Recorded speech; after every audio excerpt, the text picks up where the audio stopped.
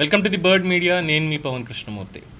మన మధ్యన BRS party నుంచి కవితను సస్పెండ్ చేసిన తర్వాత ఆవిడ చేసినటువంటి వ్యాఖ్యలు, కాళేశ్వరం ప్రాజెక్టులో కేసీఆర్కి అవినీతి లేదు, కానీ కాళేశ్వరం పేరు చెప్పుకొని హరీష్ రావు అలాగే సంతోష్ రావు వెనకేసుకోలేదా మేఘా కృష్ణారెడ్డితో కలిసి కేటీఆర్ని ఓడించడానికి అమౌంట్లు అవి పంపించలేదా, దాదాపు 25 నియోజకవర్గాలకి అదనపు సొమ్ములు పార్టీ నుంచి కాకుండా హరీష్ రావు పంపలేదంటూ అనేక ఆరోపణలు చేశారు.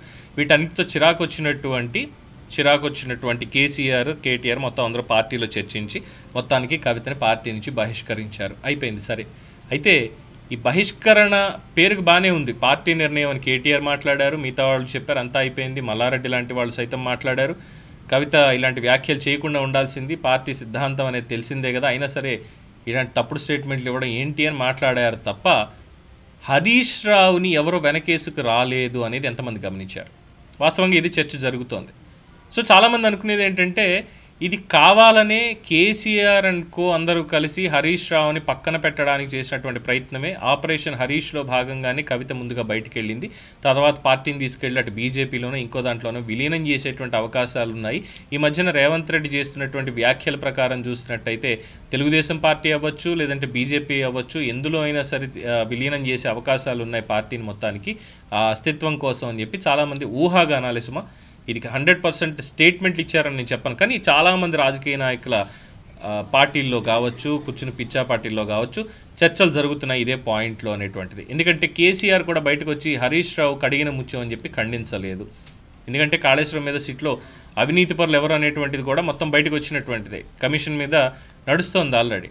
సో ఈ నేపథ్యంలో హరీష్ రావుని వెనకేసుకురావడానికి పార్టీ నుంచి కూడా ఎవరు మాట్లాడాల, కేటీఆర్ కూడా కనీసం మాట్లాడాల, కవిత గురించి మాట్లాడారు తప్ప మరి హరీష్ రావు గురించి, సంతోష్ రావు గురించి, మేఘా కృష్ణారెడ్డి గురించి ఎందుకు మీరు మాట్లాడరు అని ఎవరు విలేకరులు కూడా వాళ్ళని అడగల. సో ఇదంతా చూస్తుంటే హరీష్ని పక్కన పెట్టాలి. ఎందుకు అనంటే పార్టీ ముందు బీఆర్ఎస్ అనేది తీసేద్దాం, కేవలం టీఆర్ఎస్గానే చూద్దాం. తెలంగాణ రాష్ట్ర సమితి ఆవిర్భావం దగ్గర నుంచి కూడా వెన్నంటే ఉండి హరీష్ అంటే కేసీఆర్ అంటే హరీష్ ఇలాగే ఉండి మొత్తం పార్టీ నిర్మాణాన్ని చూసుకున్నటువంటి వ్యక్తి హరీష్ రావు గారు.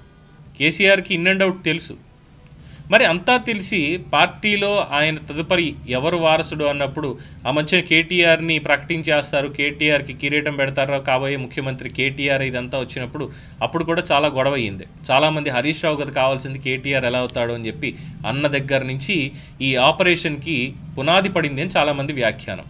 మరి ఒకవేళ ఇప్పుడు కేటీఆర్ పూర్తి స్థాయిలో పార్టీని నడిపితే నేను సిద్ధంగానే ఉన్నాను కేటీఆర్ నాయకత్వంలో పనిచేయడానికి అంటూ హరీష్ రావు చెప్పినప్పటికీ ఇదంతా కూడా నమ్మడానికి లేదు అని కేసీఆర్ ఇదేమైనా చేయించారా అని చెప్పి కాంగ్రెస్ వాళ్ళ ఆరోపణలు. వాళ్ళ ఆరోపణలు ఇన్ ద సెన్స్ కేసీఆర్ కనుసన్నలోనే జరుగుతోంది, హరీష్ రావుని బలిపశువుని చేయడం కోసం ఇదంతా చేస్తున్నారు, రేపో మాపో జరిగేది ఇదే, అందుకే కూతుర్ని ఎటువంటి ఇబ్బంది లేకుండా ముందే బయటికి పంపించేశారు, అందుకే ఆవిడ మాత్రం మిగతా వాళ్ళందరి మీద ఇదంతా చేస్తోంది. మొన్నటి వరకు కూడా ఒకనొక ఇంటర్వ్యూలో చెప్తూ కేటీఆర్ తోటి నాకు విభేదాలు ఉన్నటువంటి మాట వాస్తవమే అని చెప్తూనే మొన్న హరీష్ రావు గురించి ఇచ్చినటువంటి స్టేట్మెంట్లు చూసినప్పుడు రామన్న నీకు తెలియట్లేదు హరీష్ రావు ఎట్టాంటోడో, నిన్ను ఓడించడానికి డబ్బులు పంపించాడు అన్న స్టేట్మెంట్ ఇచ్చింది ఆవిడ. సో ఇక్కడ ఏమర్థమవుతోంది అంటే హరీష్ రావు కేటీఆర్ని ఓడించడానికి ఎందుకు పనిచేస్తారు, ఆయన నాయకత్వంలో పనిచేస్తాను నేను అని స్టేట్మెంట్ ఇచ్చిన ఆయన మరి కేటీఆర్ని ఓడించడానికి ఎలా పనిచేస్తారు, అసలు డబ్బులు ఎలా పంపించగలుగుతారు? మరి దీనికి ఏమైనా సమాధానాలు ఉన్నాయా అంటే ఇందులోనే అత్యంత రహస్యం దాగి ఉంది నాయన. ఎలాగైనా రేపన్న రోజు పార్టీలో ఉన్నటువంటి పెద్దలు వీళ్ళందరూ కూడా సీనియర్లైనా పార్టీ నిర్మాణం అన్నటువంటి పాయింట్కి వచ్చేసరికి కేసీఆర్ తర్వాత అంతటి మర్యాద ఇచ్చేది, అంతటి వాల్యూ ఇచ్చేది హరీష్ రావుకి మాత్రమే. కేటీఆర్ అనేది తర్వాత వచ్చినటువంటిది, మిగతా వాళ్ళందరూ పిల్లలు.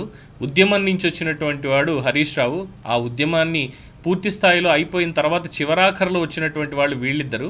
ఆయన క్రెడిట్ అయింది, ఆయన రాజకీయం అయింది.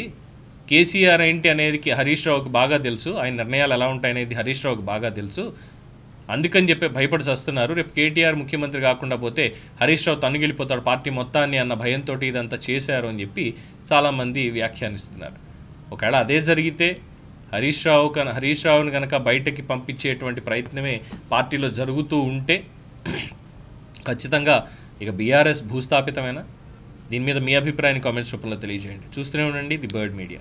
ఈ వీడియో కనుక మీకు నచ్చినట్టయితే లైక్ చేయండి, షేర్ చేయండి, సబ్స్క్రైబ్ చేయండి, అలాగే పక్కనే ఉన్న బెల్ ఐకాన్ని క్లిక్ చేయండి.